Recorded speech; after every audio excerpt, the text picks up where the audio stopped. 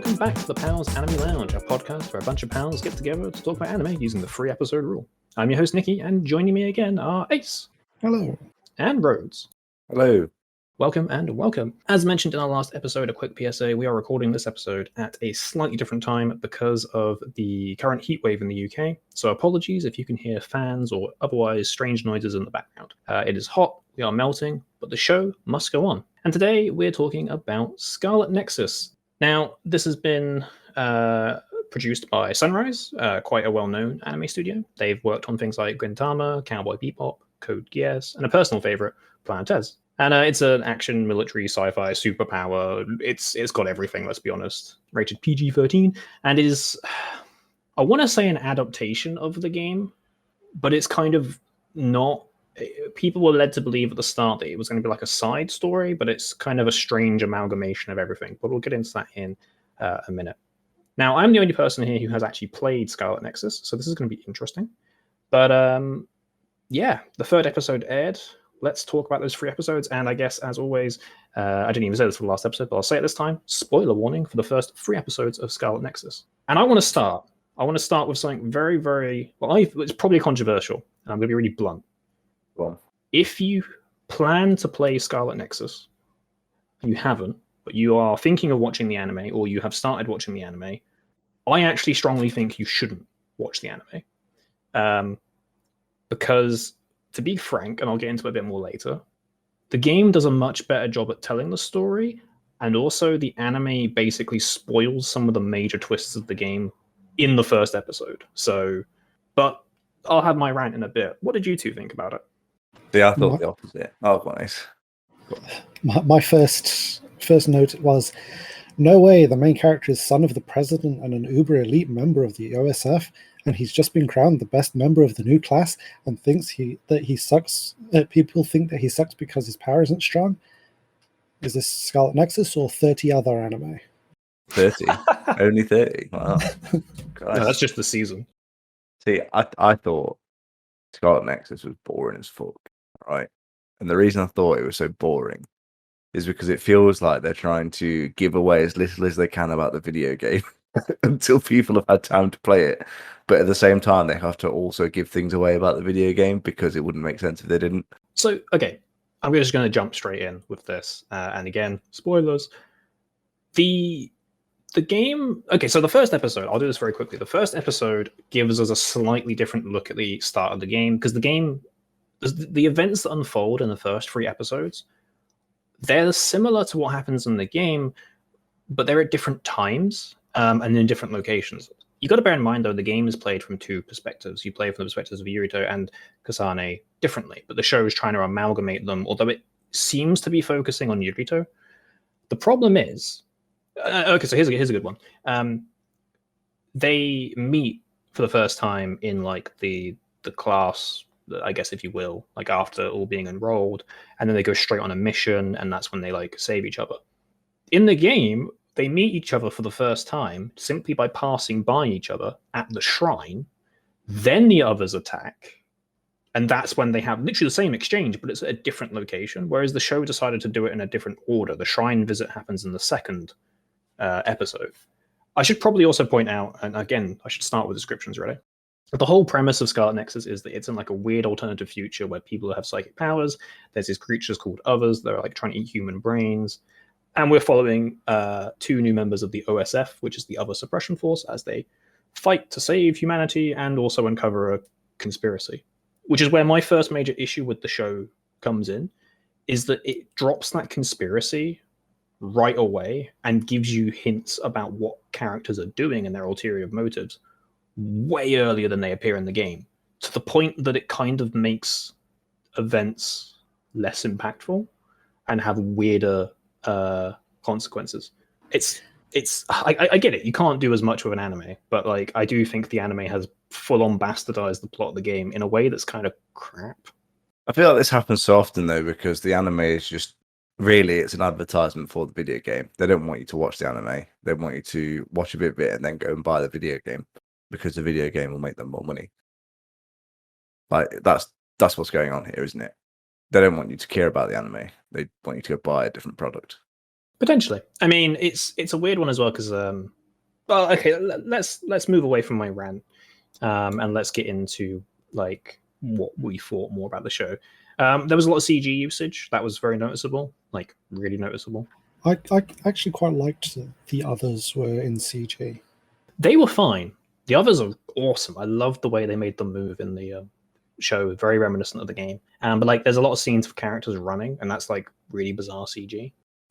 Something I noticed about the fight scenes was lots of them had no backgrounds. Yeah. Yeah. Like they're fighting in an alley, but no, it's just a red background behind them, plain red. I think that was them trying to match the visual style of the game and not maybe doing as good a job.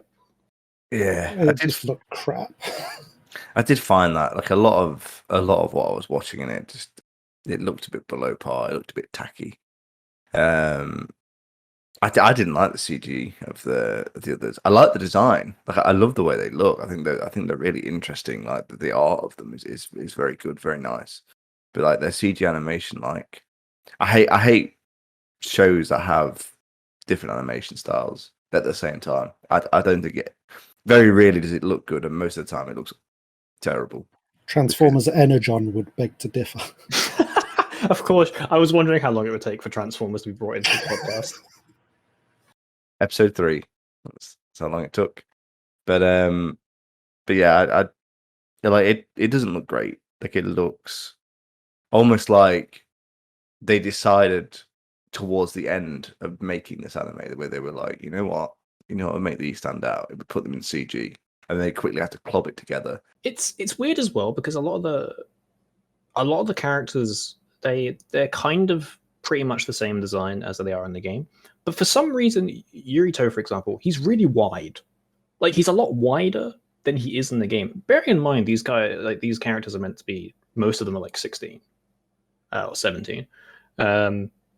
I mean, it's confusing because like, and this is something the show doesn't explain until like the second episode as a passing comment, is that everyone is taking drugs to stop them from aging, whereas the game explains that right away. I thought that was you can take drugs to stop your aging. No, this is the thing. There's a lot of, and I'm nitpicking because again, I'm quite a fan of the game. But like the show has things that happen or are explained, and they're kind of just glossed over. For example, in the fight scenes, they all put their hoods on and they do the cool moves. That isn't something that they just do willy nilly in the game. I mean, as a gameplay system, it's like a power up you can use for a limited time. But like the whole premise behind it is it enhances their powers, but it puts a strain on their brains so they can't do it as much. Like at the end of the third episode, when the guy uses the brain field, the big thing about that is that, yeah, you can only use it for like 40 seconds, otherwise you die, because it's just so much strain on your brain. My note literally is brain field. Right. From what I understand, the others, they eat the brains of people, right? That's what they said in this anime. You know what I don't get about that is that this new like bunch of recruits that we're watching, they got told this like halfway through fighting them. Like, did no one think to like mention this at any point during their training that this happened? I made a note along those lines as well. Why don't people know that others eat brains, even if it's not broadcast?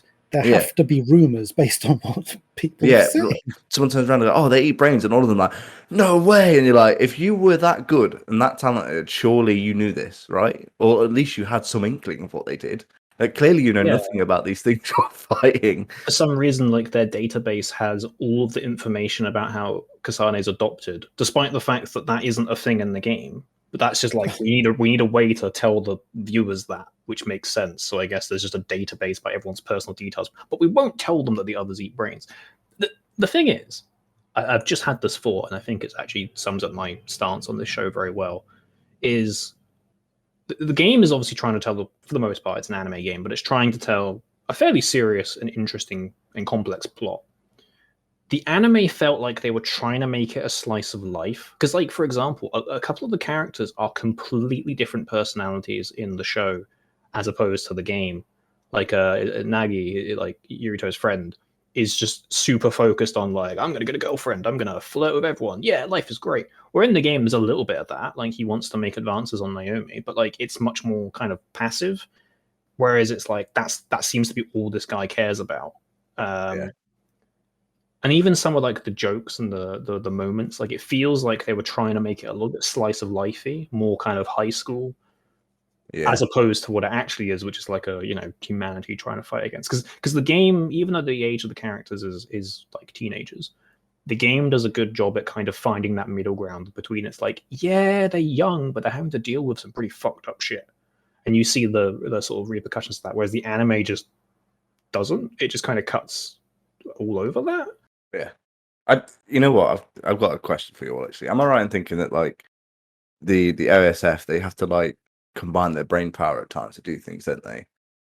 Almost like I don't know, I guess you could say it's like a hive mind, I suppose. Yeah, so it's called the Struggle Arms System, the SAS, which is like in the game is explained as like, I mean, it's the core gameplay thing, like you borrow the powers of others, but the idea is like you're all linked to show that you can like share psychic powers and energy, and like it makes sense. Again, in the anime, it's another one of those things which is like, yeah, we have the system.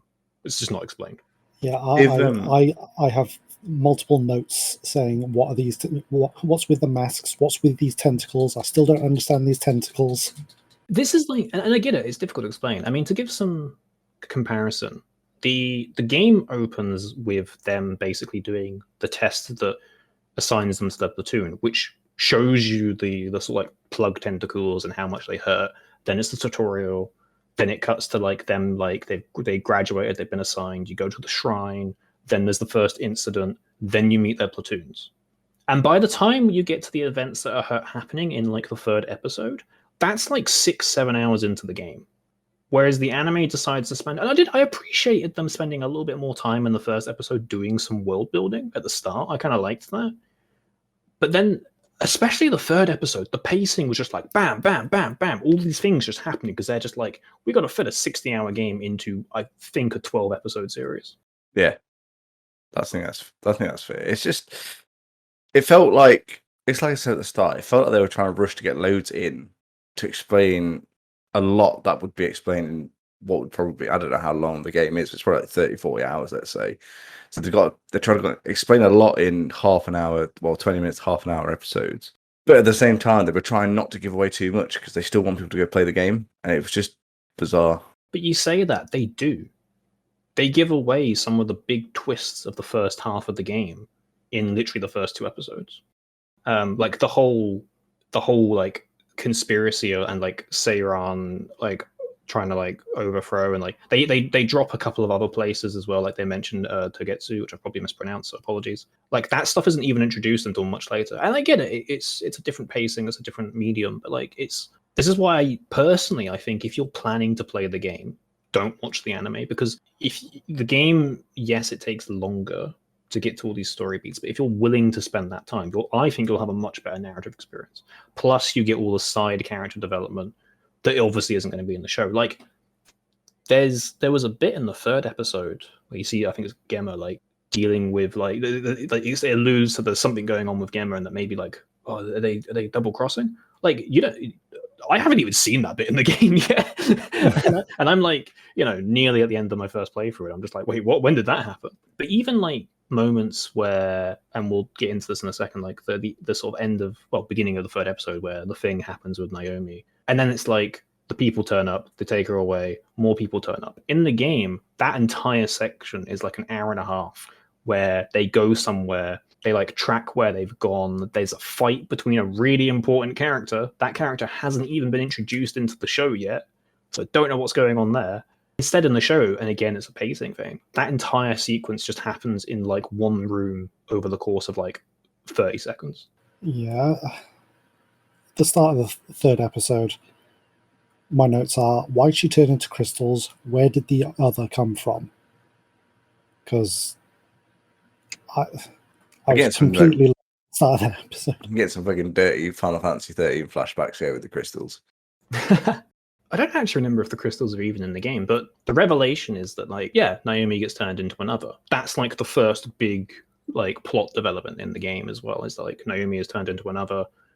and then that's kind of the driving force moving forward. But it's interesting as well because like the way they deal with it and like the characters that know again is different in the show to in the game, and I get it. They're trying to make two stories line up. I just think with in that third episode, what are they called? Seiran. Yeah, They, I can't help but feel like they're just Umbrella. Like that's what they are, aren't they? Like they're just some weird corporation who are actually doing something evil, but they're trying their best to not let people know. But someone who's like important within the corporation is in on it as well, and they're leading it. It's Resident Evil. That's what it is. I do have a note: conspiracies within conspiracies, wrapped in a pastry. Oh, that sounds delicious. Putting away the pacing and like the comparison to the game, which is I can't not do. If there wasn't a game, like if we didn't have that point of reference, how did you actually find the first 3 episodes? Like in terms of like if you were going in completely blind, you didn't know there was a game, how engaged were you with the 3 episodes? It was a bit confusing because, as I said, I still don't know what the masks or the tentacles are supposed to do because they're just, I'll get the tentacles out and now we can move rocks somehow. And they put on masks sometimes to fight, not all the time to fight. I do like the voice acting, the music, the creature design. My note is the others are like if Greek mythology created Pokemon. That is a terrifying thought. Jesus. I'm gonna vote Ace. The whole thing is too complicated. You know, I still can't look past this idea that they're giving away stuff that's in the game, but without explaining it, because they want you to play that to get the full explanation. But it doesn't make me want to watch anymore. It doesn't make me want to play the game. It just confuses me and it makes me disinterested because I'm like, it's not confusing in a way of like, in like 3 or 4 episodes, this is all going to tie together. It's confusing in a way where everything just has holes in it, and you're like, that doesn't make sense. Yeah. Why are you doing that? Like, this no kind of like twist in any episode is going to have all this come together and make it good. I saw an interesting. I wasn't really looking, but it just popped up in my feed, and like someone made a really good point in that because the game obviously has 2 perspectives that you play from. What might have been better is if maybe you only played one, and then the second perspective was the anime, and then that way you could argue why there's a couple of like loopholes and stuff. But even still, like it's. But then you'd either have to play as a woman or have to watch an anime centered on a woman, and gamers just wouldn't do that. Yeah, well. But the irony is as well is like I haven't finished the playthrough with Yuriko, but like the game wants you to think that they're like equal part important. But honestly, like, and whilst you can play the game in either perspective at your own choice, at least to me, Kasane is definitely the main character. Like she's far more important. And the anime kind of alludes to that as well. There's a few things at the kind of like flashbacks, if you will, and in the intro and outro. Which again, if you're paying attention, the anime is less subtle about some of the later themes as opposed to the game. Like the game kind of keeps you guessing until the big reveals, whereas the anime is just kind of like, if you're paying attention, like you'll get it. But it does it in a way that I feel like the anime tried to be more than it was. Like it almost feels like they were trying to do a little bit more and maybe just didn't have time, or I don't know, but like it's definitely a kind of subpar quality to what I was expecting. And there's nothing wrong with the voice acting or like the music, although I'm sad that it has a different opening to that of the game because the game's opening is an absolute banger. Oh, I think the opening sucks in the anime. Oh, like, the anime opening is terrible. It's so boring. Like it just, you put it on and you immediately just deflate. You're like, oh. It's funny as well because the opening to the game is an anime. It's an animation, so it's just like I assumed it was going to be the same, but it's not, which is a shame. But that kind of just resonates with how I feel with the show. It's kind of a bit of a subpar. It's a little bit underwhelming. But here's a question to the 2 of you: did you notice the secret messages? No. Okay, so fun fact, listeners: every episode of the anime has a secret message. It's obvious because it's English text. The most easiest one to notice is in the second episode when they go to the shrine. There's just a random like plaque with English text. Oh, I spotted that. Yeah, those are codes that you can enter into the game to get extra rewards. It's an entire side quest in the game that promotes the anime. Yeah. How do you delete that? You can't, but you can always just use a Steam walkthrough to get the codes. That's a really good point. What's the point of putting that in? Because someone's just going to compile a list of them anyway. That's literally, until I watched the 3 episodes of this podcast, that's what I'd been doing, is just like checking every week what the code was. I haven't had a good place to put this note, but I did want to bring it up. The graduating class of the main character, there's 2,000 people in it, apparently, they say in the anime. And they're all classed as elite. What's the population of the city if 2,000 are the elite? It's weird as well, because the show touches on the fact that like the volunteer recruits are treated less than the scouted recruits, but it glosses over it again. Something in the game that's like really pointed out is like, yeah, there's like a massive divide, like, because that's the thing, is like Yuto and Nagi had to go through a much more rigorous training process to prove that they could do it, because they were volunteers, as opposed to Kasane and Naomi because they were scouted. And this is the thing as well, is like the power difference between the two main characters is so much bigger in the game as opposed to the anime. I don't know. Scarlet Nexus is and this is only the second show we're talking about this season, but it's probably one of the weirdest, and in terms of like, I don't really know where it sits, at least for me, but it feels like it was something that, yeah, had to work with very strange constraints to get what we got. That's a sentence. And I don't really know, for me, if it's, yeah, well, I've made my point clear. I spoilers, I'm probably not going to keep watching it. I'm just going to throw that out now, even though that should be saved for the end of season episode where we give final scores. I'm not going to be watching this one. Like, I didn't even want to watch the 3rd episode. I was so disappointed with the 2nd episode that I was like, do I have to watch the 3rd? It was a slog. When I got to the 3rd episode, it was. I thought the whole like Naomi becoming another was kind of interesting, which in itself tied me into a 3rd episode. I was like, well, I'll see where that goes. Like, there's something to propel off there, I suppose. But I got like half through episode 3, and it was just dragging. I was like, this.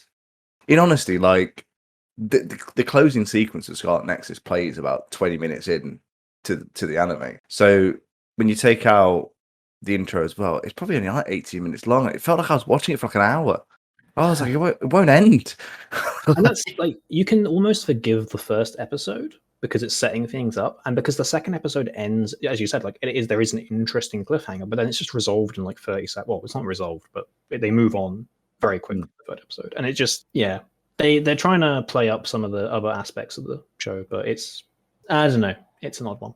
I think if you enjoy the game like casually, you'll probably like this. If you're just a casual fan of both, I think you'll enjoy it. But I think if you're coming out of it as someone who doesn't play a game, you're looking for a good anime to tell the story, you won't enjoy what this has, because it's not coherent enough. There's good ideas, and you may like those ideas, but those ideas just are so all over the place that they'd be better suited just picking a couple of them and just running with them. But they're just like every 5 minutes is like, new thing that doesn't make sense, new thing that doesn't make sense. Please just stop. Focus on the last new thing.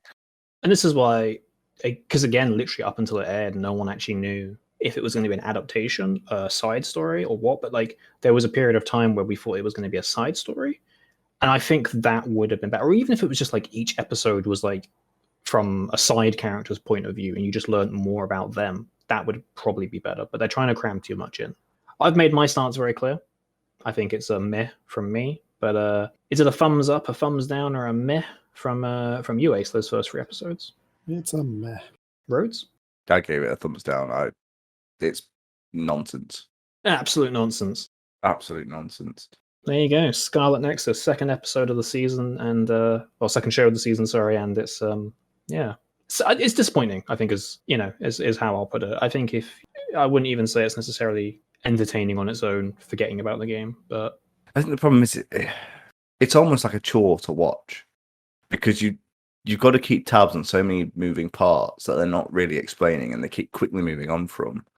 That's like 3 episodes of it. You're like, I don't know what's happening. You keep introducing things, and you keep moving on from those things you've introduced, and it's like after 3 episodes it was overwhelming. Imagine that's the way it goes for the whole series. I imagine 12 episodes of that would be infuriating. That's a very good point, because when they first introduced conspiracy, I thought, that's interesting, that's something that they're going to refer to until it culminates. Nope, just later in that episode. Yeah. Here's the payoff to what we were hinting about. It felt like it, as an anime, it feels very episode to episode, where like every episode has like a thing it reveals, and then they only ever mention it again in that episode. Like, it's only relevant to the episode it's mentioned in. Episodic. Yeah, and it's like, if they do, I think this whole episode's of it. So if they did that for 11 episodes and then somehow managed to tie every single one together in the final episode, it would be outstanding. But they won't be able to do that because that's not what's going to happen. And just to confirm, it is said to be only 12 episodes. So there's a lot to cram in. But I think that'll do it for Scarlet Nexus. Thank you for joining me, Ace and Rhodes. And of course, thank you very much for listening. As always, we'll be releasing new episodes of the Pals Anime Lounge podcast every Thursday and Saturday at 8 p.m. UK time. So make sure to check back to wherever you're listening to this episode to catch the next one.